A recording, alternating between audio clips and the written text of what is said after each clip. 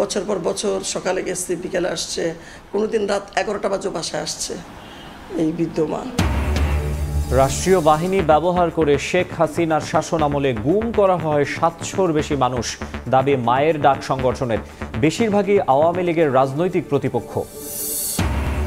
বন্যার পানি কমতে শুরু করলেও লক্ষ্মীপুর, নোয়াখালী, ফেনীতে মানবিক বিপর্যয়। দুর্গত এলাকায় সুপেয় পানির সংকট। চট্টগ্রামে কৃষিতে 400 আর মৎস্য খাতে 290 কোটি টাকা ক্ষতি।